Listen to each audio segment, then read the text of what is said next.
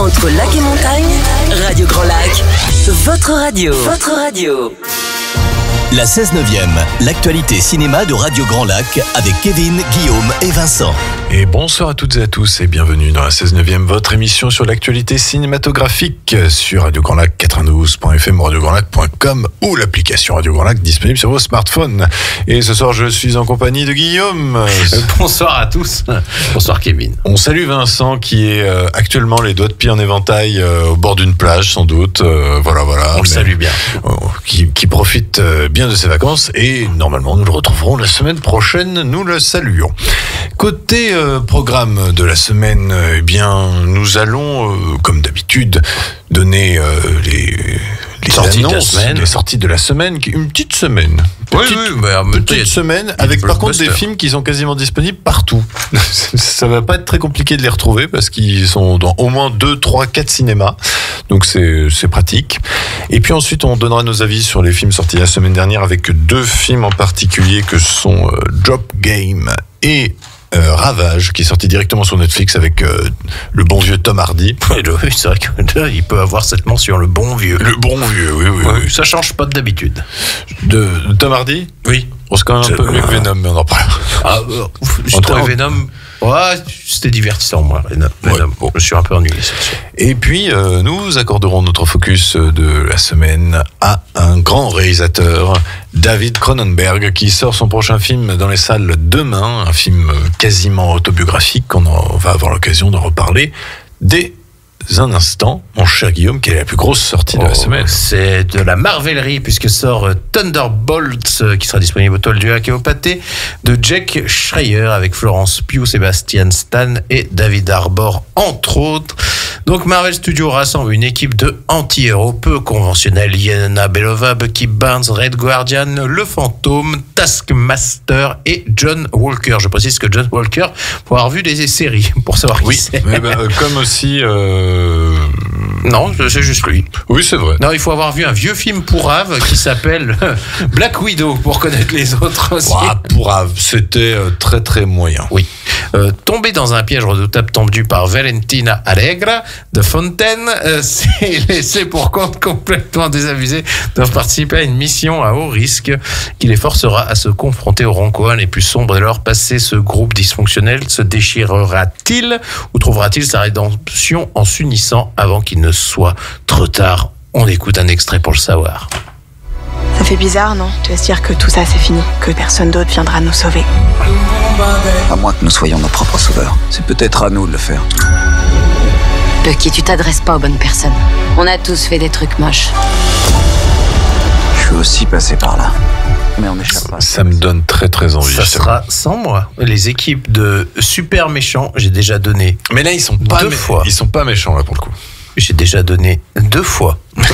Non, parce que c'est vrai qu'il y a pour le coup, enfin, dans l'équipe, ils sont que 2 à avoir été méchants. Mais plus. Non. Le fantôme méchant. Le fantôme est Taskmaster, c'est tout. Bucky, il a été méchant. Oh oui, non, mais il y a 150 ans. Yelena Belova, elle a été méchante. Bon, non, c'était elle voulait l'héroïne. tuer Hawkeye. Oui, mais c'était plus. Red Guardian, il est méchant. Mais non, il était gentil. Il a tout le temps été gentil. Ouais. Ça sera sans moi. Non, mais apparemment le film est assez réussi d'après les avis. Un film même qui est très intéressant sur la dépression. Je vais être obligé de le voir puisque quasiment tout le casting est annoncé au prochain Avengers. Oui, et puis enfin moi personnellement ça me donne envie. Moi les équipes de méchants, je le répète, encore une fois, j'ai déjà vu. Enfin j'y suis déjà allé 2 fois. The Suicide Squad c'était pas mal. Oui. Voilà. Oui, il y en a qu'un qui était raté, c'est Suicide Squad, le premier. Ouais, mais on a déjà eu les Gardiens et tout ça. Ça va, on a les Avengers, ça n'a pas besoin d'avoir les... Je vais pas dire les... La grande question, c'est qu'est-ce que c'est que cet astérisque à côté du titre ? Ah, mais c'est pas une erreur de frappe. C'est pas une erreur de frappe. C'est pas une erreur de frappe, c'est même repris en gros sur l'affiche. Vous saurez la vie de mon cher Kevin la semaine prochaine. Autre sortie. Oui. Autre sortie, Une pointe d'amour, disponible au Toile du Lac et au Pâté, sérisée par Maël Piriou avec Julia Piaton, Grégory Gadebois et Quentin Dolmer. Mélanie, avocate atteinte d'une maladie incurable, a décidé qu'il était temps de profiter de la vie. Elle embarque Benjamin, son ami de toujours, dans un périple vers l'Espagne pour explorer enfin leur sensualité dans une maison close. Les voici à bord d'un van délabré conduit par Lucas, un chauffeur bourru, sorti de prison la veille. Contrairement à Mélanie, Benjamin ne semble pas pressé d'arriver et fait d'ailleurs tout pour prolonger cet improbable voyage à ses côtés. Nous écoutons un extrait tout de suite. Vous avez envie d'avoir une avocate contente. Et pour être contente, il faudrait que je parte en Espagne maintenant. Mais non. Je te présente Lucas, c'est un infirmier spécialisé. Ça, c'est des sondes urinaires. Ah oui, carrément. On est venu avec son véhicule équipé. De toute façon, c'est fragile, ça. Voilà. T'avais vachement envie de passer la bande-annonce, ça sent. Non, mais l'histoire est quand même amusante, je veux dire. Oui, Grégory Gadebois qu'on retrouvera en Jean Valjean. Oui, mais il fait son petit bonhomme de chemin. Oui. Grégory Gadebois, très bon acteur. Tout à fait. Autre sortie. Little Jaffna, j'espère qu'on dit bien comme ça. Donc, disponible au Toile du Lac, au Victoria, à l'Astrée de Laurence Valin, avec Laurence Valin, Pouviraj Ravendran et Vela Ramamurti. Le quartier de Little Jaffna à Paris est le cœur d'une communauté tamoule vibrante où Michael, un jeune policier, est chargé d'infiltrer un groupe criminel connu pour extorsion et blanchiment d'argent au profit des rebelles séparatistes au Sri Lanka. Mais à mesure qu'ils s'enfoncent au cœur de l'organisation, sa loyauté sera mise à l'épreuve dans une poursuite implacable contre l'un des gangs les plus cachés et puissants de Paris. On écoute un extrait. Tout le monde a peur de lui. C'est le plus grand argentier des tigres tamouls en France. En train de payer. Tu saurais où poser un traceur?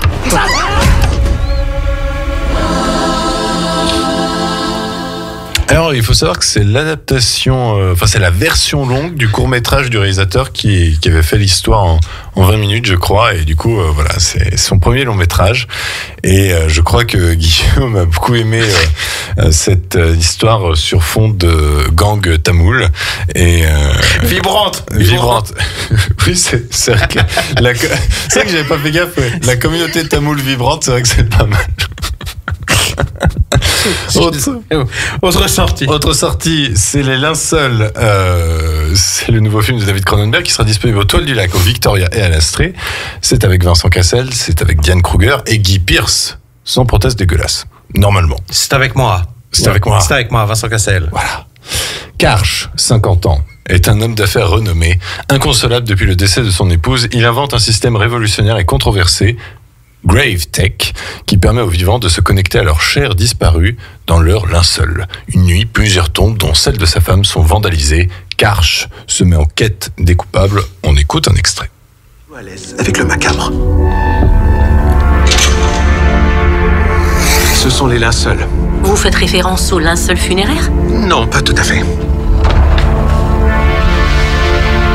En gros, il s'agit d'une sorte de caméra qui enveloppe le défunt dans sa tombe. C'est pas trop difficile à supporter. Ça me réconforte. On croirait qu'elle flotte dans l'espace.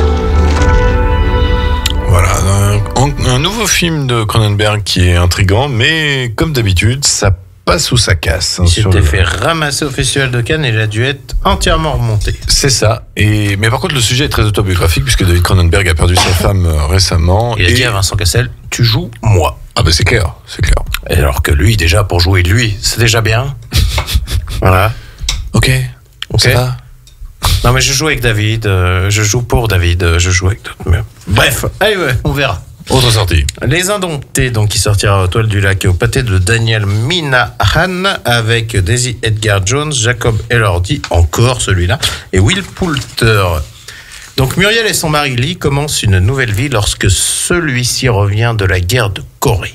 Cependant, cette stabilité retrouvée est bouleversée par l'arrivée du charismatique jeune frère de Lee, Julius, un joueur invétéré au passé secret. Un dangereux triangle amoureux se forme rapidement. On écoute un extrait. San Diego, en Californie? C'est ce qui est prévu. Oui, mais tu dois me le promettre, Julius. Je te le promets. Cher Julius, ce qu'on dit sur la Californie est vrai. Ici, les choses semblent être en ta faveur.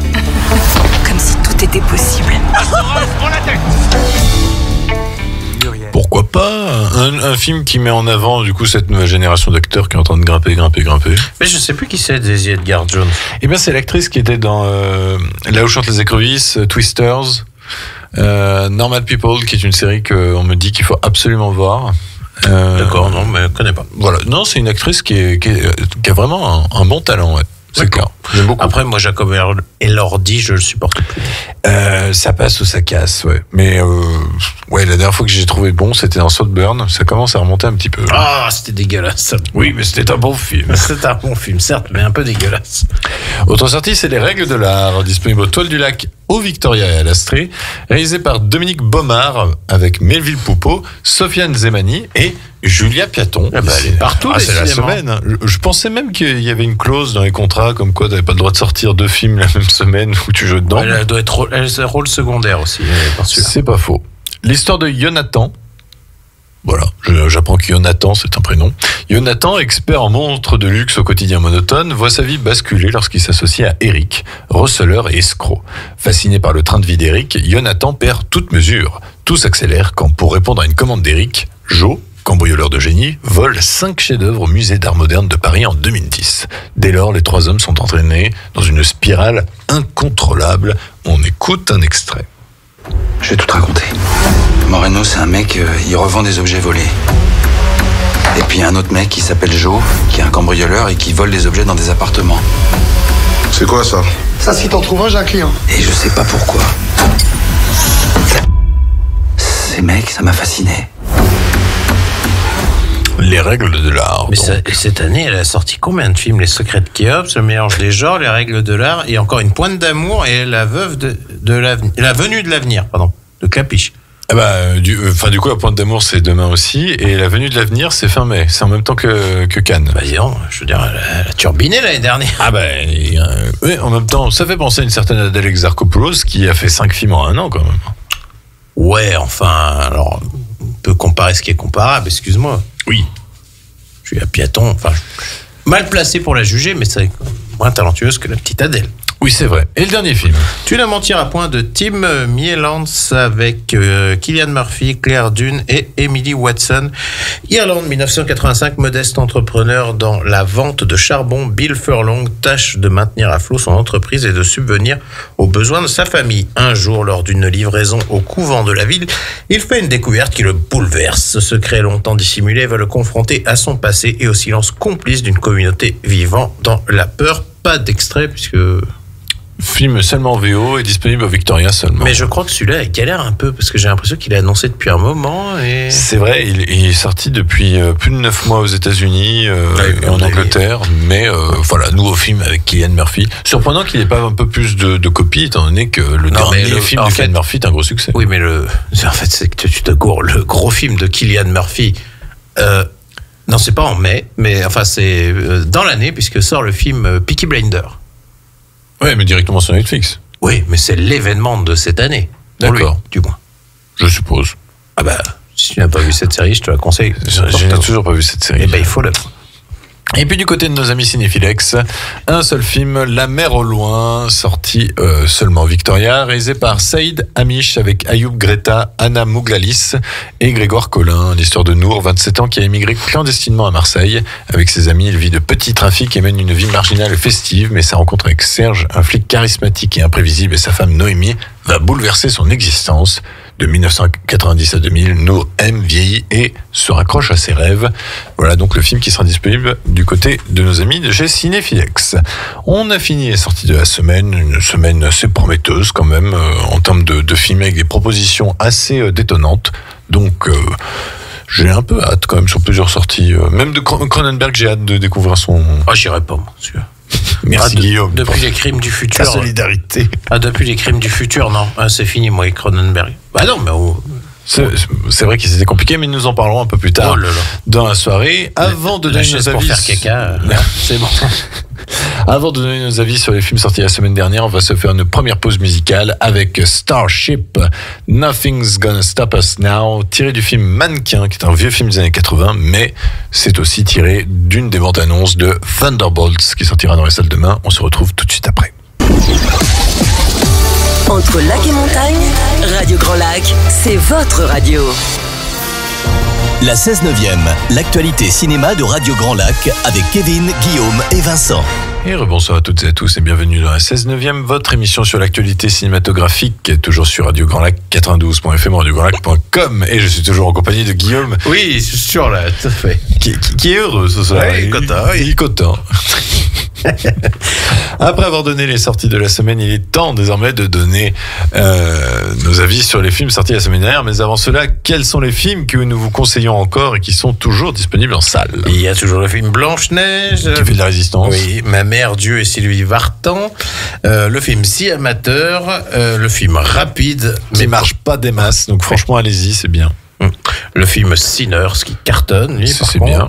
Et Comment devenir riche grâce à sa grand-mère. Gros coup de cœur pour ma part. On déconseille toujours par contre le film Minecraft. Mais vous l'avez déjà vu. Oui. Mais nous allons donner nos avis sur les films qu'on a vus. Enfin, que tu as vus. Enfin non, il y en a un qu'on a en commun. Oui. Mais il y en a un qui va être salé, je pense. Un Drop Game, ouais. Oui, je te laisse en parler justement. Drop Game, c'est un nouveau film de Christopher London, donc celui qui avait fait Happy Birthday. J'avais bien aimé ça. Qui avait fait aussi.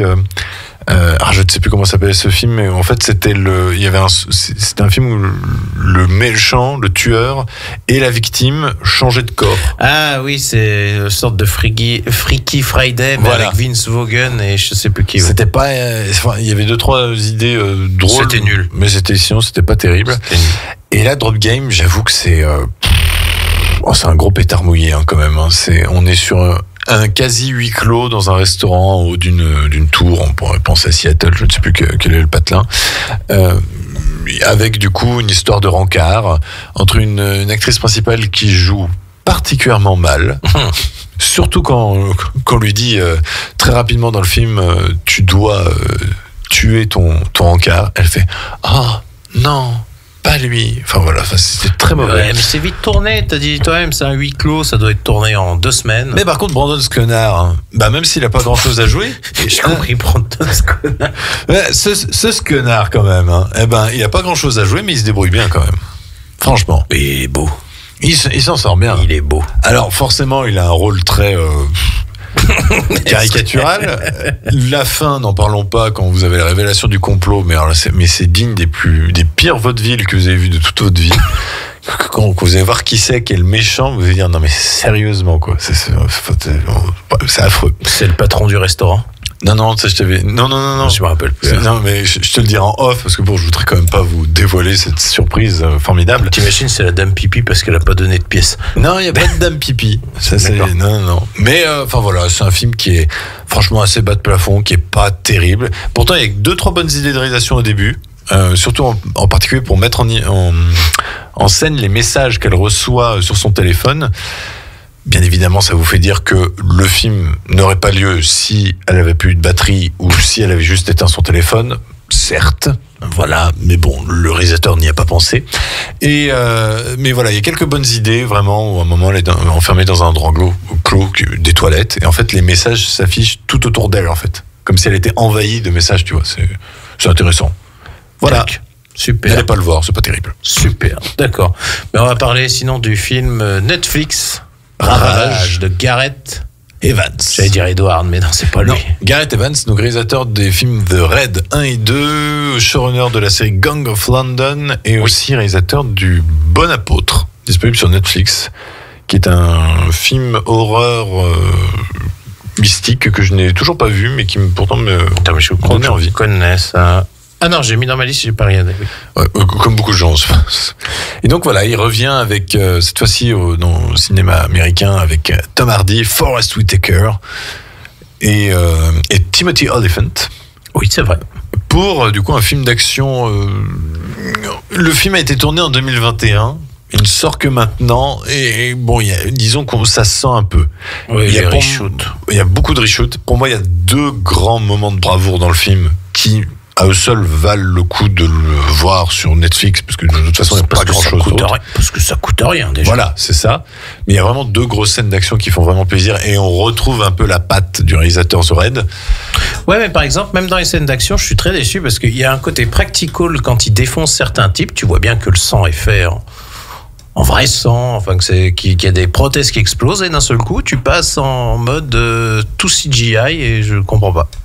Moi, ça me sort un peu de l'action. Enfin, ça m'embête. Puis il y a des scènes un peu grotesques, je trouve, de poursuite de bagnole. Ah ben, en dessin animé type Sin City. Enfin, en fait, c'est syndrome caisse de savon, quoi. Ça m'a beaucoup fait penser à Peninsula, la suite de Daniel Travolta. Je pense que les reshoots se sentent. On veut faire passer ça pour une ville américaine qui n'en est pas une, ça se sent aussi. Ouais. Tom Hardy fait du Tom Hardy. Enfin, je sais pas, moi, le scénario.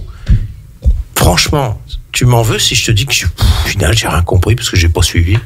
Le scénario est très simple. Non, mais il est débile même.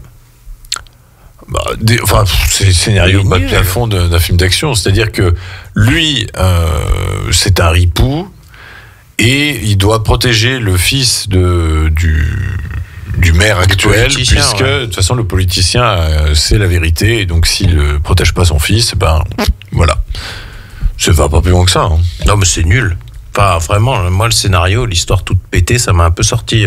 Moi, t'as beau avoir des scènes d'action, même si c'est mal emballé, tu vois, j'aime pas trop. Ouais, mais je savais en voyant ce film que c'était ça me fait pas ressentir d'émotion, ça me transporte pas. Ah non, ça c'est sûr. Alors parce que Tom Hardy est là. Ouais, c'est le soir de Noël. J'ai pas de cadeau pour ma fille. Laisse-moi voir ma fille.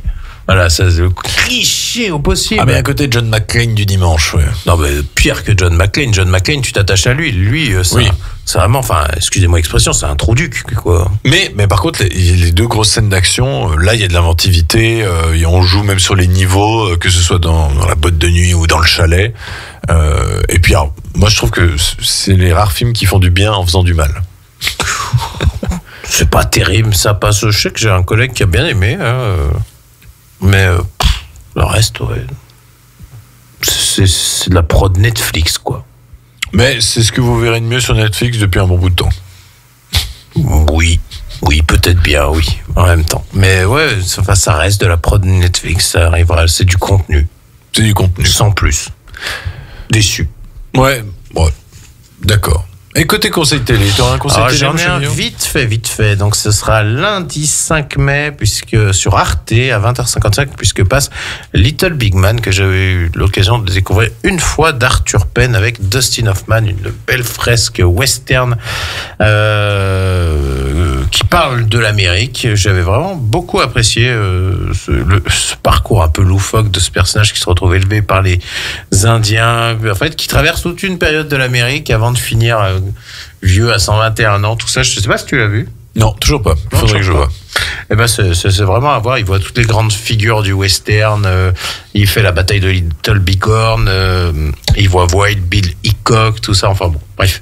Découvrez-le si vous ne l'avez pas vu, redécouvrez-le. Mais ça dure... Ah non, ça va. Je croyais que ça durait 3 heures, mais ça dure 2h30. Oui, ça va. C'est abordable. Il y a Faye Dunaway. Faye Dunaway. Oui. La La Land. La La Land. Comme elle l'a si bien dit. Non, c'est lui qui l'a dit. Non, c'est Faye Dunaway parce que Warren Beatty est bloqué en disant attends, il y a un problème, et elle a fait tais-toi. La La Land. Et voilà. L'histoire s'en souviendra à vie maintenant. Ah oui, et après il avait sa tête. Bref. Enfin voilà, eh bien c'est tout ce qu'on vous conseille en termes de sortie. Donc Ravage du côté Netflix et puis Little Big Man à la télé, et puis Drop Game, évitez. Finalement, pour les sorties de la semaine dernière, pas besoin d'aller au cinéma. Pas terrible, non. Et j'ai pas osé aller voir Until Dawn parce que j'avoue que je le sentais pas super bien. Donc ça passe ou ça casse. Il y en a qui aiment, d'autres qui aiment pas. C'est ça. Et bien écoutez, on va faire une deuxième pause musicale avant de se consacrer à notre focus sur David Cronenberg, le réalisateur très très culte maintenant, on peut le dire. Oui. Aussi culte que David Lynch qui nous a hélas quitté en début d'année. On va du coup se faire une deuxième pause musicale basée sur l'un des films. Justement, tu demandais tout à l'heure qui était Daisy Edgar Jones. Eh ben on va s'écouter la chanson du film Là où chantent les écrevisses. Très très très bon film. Et cette chanson, c'est Taylor Swift qui chante Carolina. On revient tout de suite après. Radio Grand Lac. Votre radio. La 16/9e, l'actualité cinéma de Radio Grand Lac avec Kevin, Guillaume et Vincent. Et rebonsoir à toutes et à tous, vous êtes toujours dans la 16e, votre émission sur Radio Grand Lac, 92.fm, radiograndlac.com, et je suis toujours en compagnie de Guillaume. Oui, je suis toujours là, je suis pas parti. Il n'est pas parti, il est toujours parmi nous. Oui. Cette fois-ci pour notre focus consacré au réalisateur David Cronenberg, un réalisateur que nous apprécions. Ouais, mais je me rends compte qu'il me manque quand même quelques films assez importants. Moi aussi. Donc on va revenir sur la carrière de David Cronenberg, qui est né à Toronto, où il vit toujours actuellement. Contrairement à ce que l'on pourrait penser, c'est un réalisateur canadien, 100% canadien. Et il est le fils d'un écrivain et d'une pianiste. Donc il plongeait déjà dans l'art. Et pourtant, alors qu'il a fait énormément d'études de sciences, l'art va le rattraper assez rapidement. Il va surtout s'intéresser à la scène underground de Toronto avec les gens, peu recommandables. Et il va faire du cinéma expérimental new-yorkais. Il va essayer de choquer le bourgeois, comme on peut dire. Ouais, c'est un peu ça. C'est envie de choquer le bourgeois.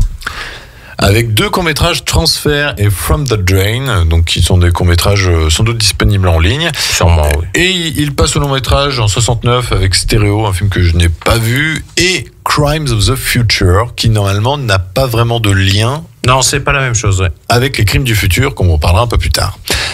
Mais au début des années 70, il va faire énormément de nombreux téléfilms et il va ensuite revenir au cinéma en 75 avec Frisson. Il faut quand même savoir que beaucoup de ses films à l'époque étaient financés en partie par l'industrie pornographique. Ouais, parce que lui, c'est un peu pas l'inventeur, mais quand même un grande figure du body horror quand même. Body horror, oui. Et Frisson en est un très grand exemple puisque, je ne sais pas si tu l'as vu ce film, non. C'est l'histoire d'un ensemble immobilier, donc une grosse copropriété, on va dire, avec plusieurs immeubles, et une sorte de parasite qui s'amuse à rentrer dans le miaou de certaines femmes et du coup ça va grandement augmenter leur libido. C'est pas le pitch de La Mutante là que t'es en train de me dire? Alors La Mutante, je pense que c'est grandement inspiré. Le truc qui fait que le film va très très très très loin, c'est qu'en fait ça se propage en fait comme un virus et tout le monde finit par se sauter dessus. D'accord. Ça finit à la fin en grande bamboula, si vous voyez ce que je veux dire. Comme dans ce que je te disais, comme dans le parfum. Oui, alors que je n'ai pas vu. Mais du coup, Frisson, c'est vrai que c'est assez curieux. Mais le film est assez réussi et l'horreur fonctionne plutôt bien. Il va encore marquer les esprits aussi avec 2 autres films d'horreur tout de suite après qui sont Rage et Chromosome 3, que je n'ai pas vu non plus. Mais à ce qui paraît qu'ils sont assez dérangeants. Et il va connaître son premier succès populaire avec Scanners en 1981, avec l'immense Michael Ironside. Tu as vu Scanners ? Ça, je te le conseille. Ça, c'est très très très très bon.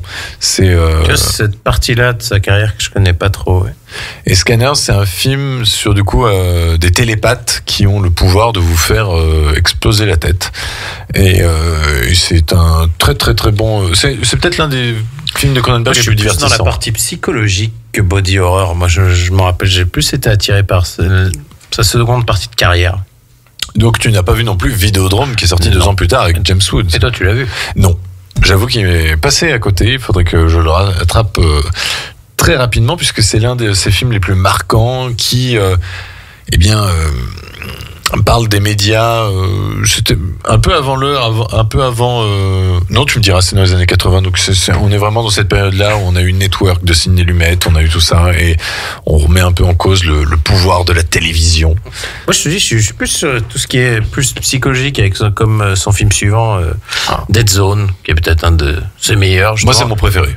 Moi, j'avais vu l'adaptation avant, la série télé. La trilogie du samedi soir. Oui, mais j'avais adoré, moi, à l'époque, Johnny Smith et tout ça, mais le film est largement mieux. Extraordinaire. Extraordinaire, avec Christopher Walken, je sais plus l'actrice qui joue dedans, il y a Martin Sheen qui joue le sénateur et tout ça. Tout à fait. Et le film se tient encore bien en termes de suspense et tout ça, j'avais vraiment adoré, donc le travail sur... parce qu'en fait, c'est l'histoire de Johnny Smith qui voit, quand il touche... des personnes, des objets, il entrevoit l'avenir ou le passé. Ça dépend des moments, je crois, justement. Et des fois, il voit leur mort, je crois. Oui. Et c'est adapté d'une nouvelle de Stephen King. Et comme très souvent, avec les nouvelles de Stephen King, quand il y a des bons réalisateurs qui s'en occupent, ça donne des chefs-d'œuvre. Et je trouve que Dead Zone en est un. C'est vraiment... Oui, c'est un chef-d'œuvre. C'est un chef-d'œuvre. Arrive ensuite peut-être le film le plus connu de David Cronenberg, celui qui est le plus populaire, c'est La Mouche. Ah oui. La Mouche, remake pourtant de La Mouche Noire. Oui. Qui était un classique des années 50. Et il faut savoir que David Cronenberg remettra en scène ce film, La Mouche, version opéra. Ah, je croyais que c'était au théâtre, ouais, mais... version opéra. Alors, c'est un film avec Jeff Goldblum, mais aussi Gina Davis. Oui. Un film très, très, très dérangeant, très bloody horror. Superbe, hein, justement. Oui. Transhumaniste. Tu ne l'as pas vu. Moi non plus. Oui, mais j'ai vu tellement d'extraits que je pourrais t'en parler comme si je l'avais vu. J'ai vu tellement d'extraits, et en fait, c'est le genre de film où j'ai énormément repoussé le visionnage, tellement Tu connais tout. Non, mais tellement les visuels me dérangent, en fait. Oh. Ouais, c'est vrai que c'est un peu dégueulasse. C'est un peu dégueulasse. Et franchement, je me souviens, gamin, quand je tombais sur un visuel, mais ça me... J'en dormais plus pendant 2 jours, quoi. Mais il va falloir que je m'y penche sérieusement, puisque c'est... Par contre, je connais la fin, je sais que c'est vraiment une très grande tragédie, que c'est absolument... Oui, ça se rapproche un peu de la mythologie, et puis aussi de ce qu'on pourrait appeler les transformations d'Ovide. Oui, bien sûr, bien sûr. Les métamorphoses d'Ovide. Donc La Mouche, très grand succès. Ensuite, il revient en 1988 avec Faux Semblant, un film avec Jeremy Irons, où Jeremy Irons joue 2 frères jumeaux. Tu l'as vu ? Ah oui, excellent film. Oui, non, tu l'as pas vu. Il est excellent, Faux Semblant. Ça, franchement, je te le conseille. Avec Geneviève Bujold, je crois, si je ne me trompe pas. Bujold, qui était cette actrice... Non, mais si, on dirait que tu souris, je ne sais pas si tu connais ou pas. Non, je ne sais pas qui c'était. C'est celle qui joue dans La Corde Raide. Ah, d'accord. Avec Clint Eastwood. Faux Semblant, ouais, c'est un super bon film qui a été adapté récemment en série avec Rachel Weisz. Pourquoi pas. Mais du coup, là aussi un peu dérangeant, puisque les 2 frères jumeaux en fait sont gynécologues, mais avec des instruments oulala. Voilà. Ça fait un petit peu peur. C'est très psychologique, c'est très réussi, et Jeremy Irons, c'est sans doute l'une de ses meilleures prestations. Il y a ensuite Le Festin nu en 1991, adaptation de William S. Burroughs, que nous n'avons pas du tout aimé, l'autre adaptation de William S. Burroughs récente, qui était queer. Ah, mon Dieu, ouais. Le Festin nu ressemble un peu, enfin c'est vraiment le style S. Burroughs. Tu l'as vu ? Je l'ai vu à moitié. C'est avec l'acteur de Robocop. Oui, je connais son nom, Peter Weller. Peter Weller, voilà. Très succès d'estime. Aussi, je l'ai vu, oui. Oui. C'était un film qui était réputé, un livre qui était réputé inadaptable, et Cronenberg a réussi. Il est inadaptable. Non, Cronenberg a réussi à faire un film qui a marqué quand même il est devenu assez culte. D'accord. Voilà. Et puis ensuite, David Cronenberg retrouvera Jeremy Irons pour une nouvelle adaptation de Madame Butterfly, cette pièce de théâtre réalisée créée par David Henry Wong. Est-ce que tu as déjà vu une adaptation de Madame Butterfly ? Non. J'avoue que j'avais vu la version opéra filmée de Frédéric Mitterrand. Je me souviens. C'était pas extraordinaire, je me souviens d'un long ennui, mais l'histoire est quand même assez... c'est une histoire de passion,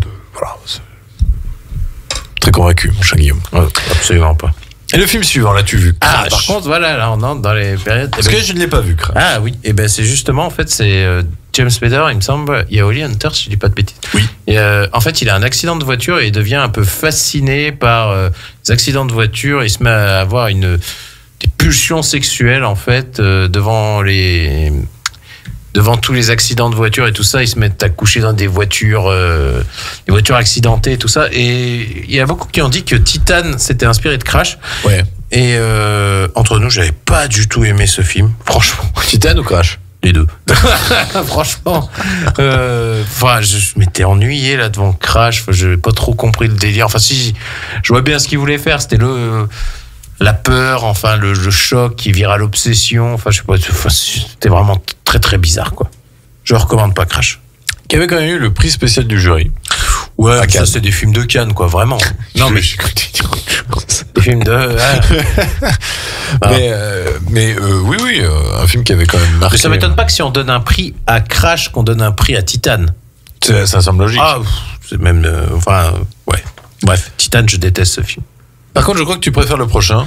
Existence. Oui, alors celui-là, ça doit être le premier que j'ai vu, justement, avec Jude Law et Jennifer Jason Leigh. Je ne connaissais pas Jennifer Jason Leigh à l'époque. Et j'avais bien aimé, justement, ce délire où il se branche à un jeu vidéo. C'est le Vidéodrome sur les jeux vidéo. Ouais, puis c'est plein de faux semblants. Qu'est-ce qui est le jeu, qu'est-ce qui ne l'est pas. Puis il y a un côté très organique dans le scénario, justement. Moi, il doit bouffer un truc dégueulasse. Non, oui, il y a une manette qui est un port juste au-dessus des fesses. Un port organique, ouais, c'est ça. Et puis à un moment, quand ils sont dans le jeu, ils doivent bouffer un truc vraiment très dégueulasse. Et puis son flingue, c'est des ailes de poulet. Ouais, c'est ça. Et que ça ne fait pas avancer le scénario s'il fait pas un truc en particulier avec une fin assez surprenante. Non, je recommande Existence, très bon film. J'ai bien aimé, j'ai découvert Gérard Armé l'année dernière. Et oui, c'est un bon film. Je pense à Willem Dafoe qui met le porc à Jude Law. Et puis il y a Ian Holm aussi qui a un bon rôle. Qui a la pire mort de tous les temps là. Ah oui. Et le film d'après Spider, tu l'as vu? Oui, j'avais vu Spider. Alors je ne l'ai vu qu'une fois, faudrait que je le revoie, mais je me rappelle d'une très grande prestation de Ralph Fiennes. Il me semble que c'est un malade mental. Un schizophrène, ouais, ils disent. Ouais. Qui sort de prison et. Alors, c'est un peu un film d'errance, si je me rappelle bien, qui est assez dérangeant, mais je me rappelle plus du twist, mais je me rappelle qu'il y a un sacré twist. Je me dis, waouh, putain, qu'est-ce que c'est que ce truc? Et mais j'en ai un excellent souvenir et faudrait que je le revoie en fait. Moi, faudrait que je le voie. Il était très très bien, ouais. Par contre, j'adore le suivant. Et on est vraiment dans toute la côté. En fait, on est dans toute sa période psychologique que je préfère un peu à son côté organique. Body horror. Ouais. Et History of Violence, oui, son film suivant m'avait laissé un sacré souvenir. Ah ouais. Avec ce mec qui vient se faire agresser dans son bar-restaurant, si je dis pas de bêtises. Oui, Je me rappelle bien de son nom. C'est Tom Stoll. Ouais. Je sais pas pourquoi ça m'avait resté. Et il y a Ed Harris en méchant qui est extraordinaire. C'est une adaptation de comics, j'avais compris. C'est ça. Viggo Mortensen, il est formidable. Je me souviens aussi de... Ouais, pile la période post... De cette séquence d'introduction, tu sais, qui est... comment dire... oui. En side... Oui. En side scroll. Et en fait, on suit la voiture qui s'arrête pile poil devant une chambre de motel. Et là, grosse scène de violence. Je me rappelle de la fin où il va dans la fontaine et tout aussi. J'avais bien aimé. Ah ouais. Et puis il y a une séquence entre. Comment c'est pas Maria Bello Ah peut-être, oui. Je crois que c'est Maria Bello et Viggo Mortensen où une sorte de couple qui ne font plus rien depuis des années. Ah oui, c'est ça. En apprenant que son mari était sans doute un ancien tueur ou quoi que ce soit.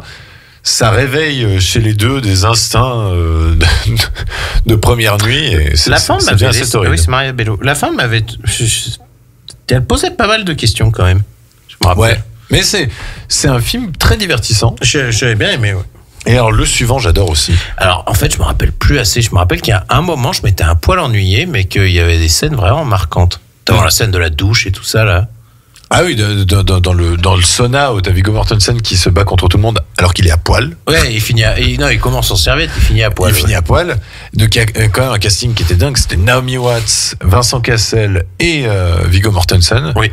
Pour un film franchement très réussi sur la mafia russe. C'est russe ou c'est russe, oui, ouais. russe. Mais il y a une suite qui est annoncée, non? Depuis des années, mais on n'a jamais rien vu venir. Donc je ne sais pas, mais en tout cas, parce que je crois que c'est aussi une adaptation de...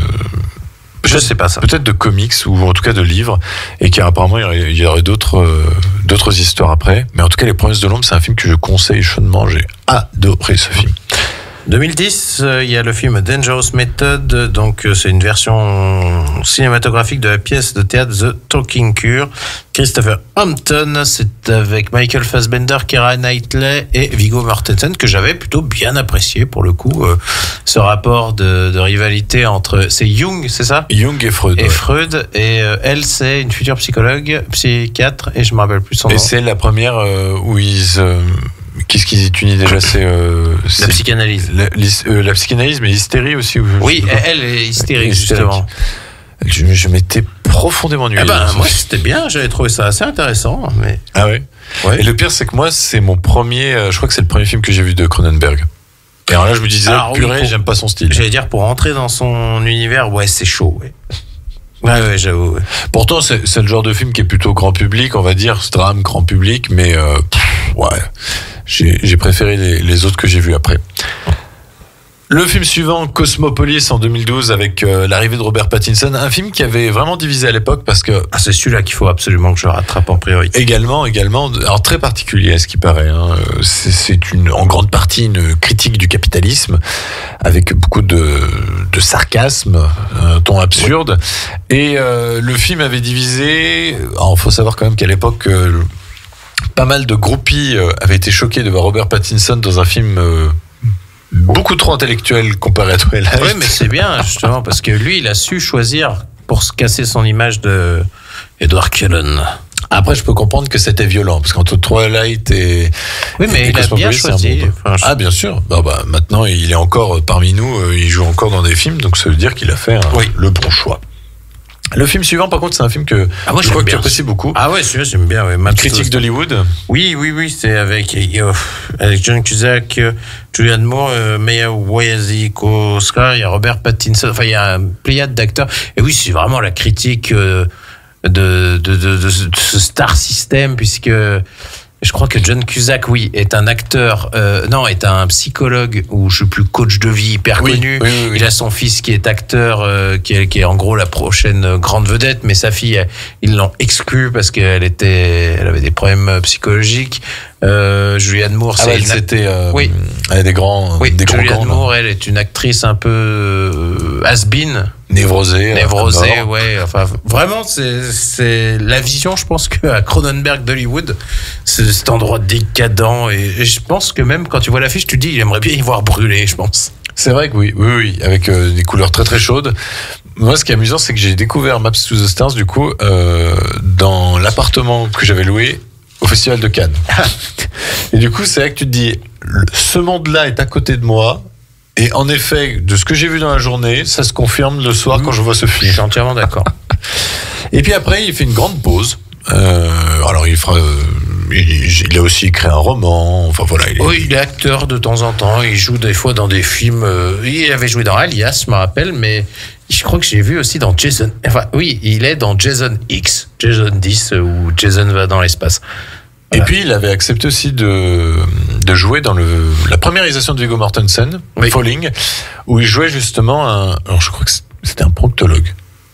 Mais, voilà, c'était très, très, très, très amusant cette séquence. Falling est un film que je vous conseille. Et il reviendra à la réalisation Viggo Mortensen.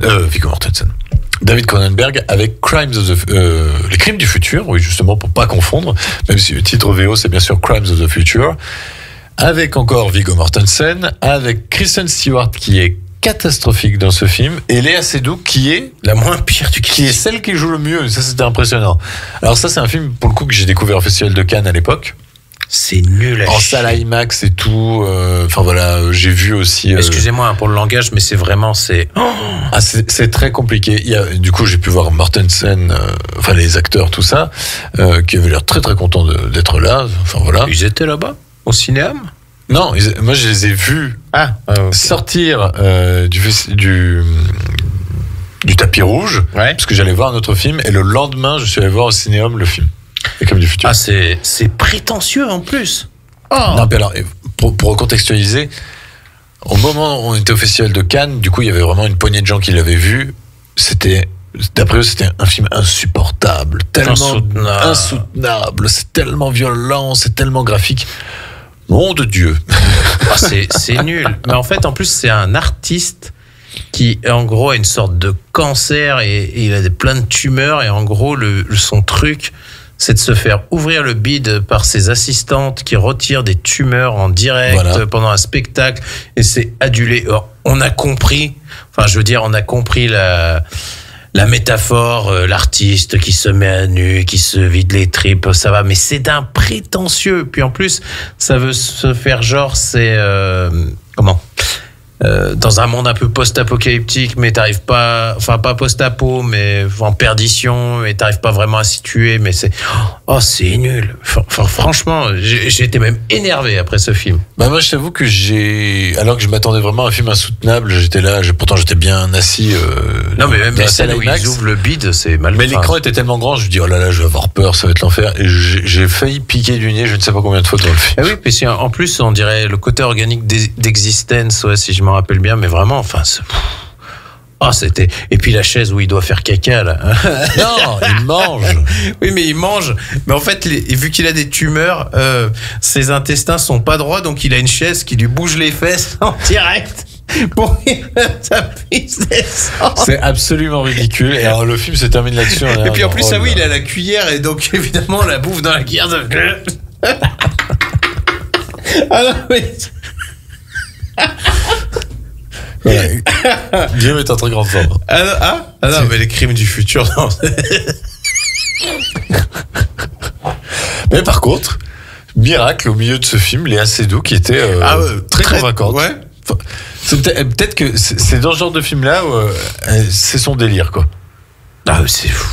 Mais Kristen Stewart, alors que j'aime bien cette actrice que moi, je l'aime pas du tout, je trouve. Mais alors là, dans les crimes du futur, j'étais en disant, mais c'est catastrophique tellement elle joue mal.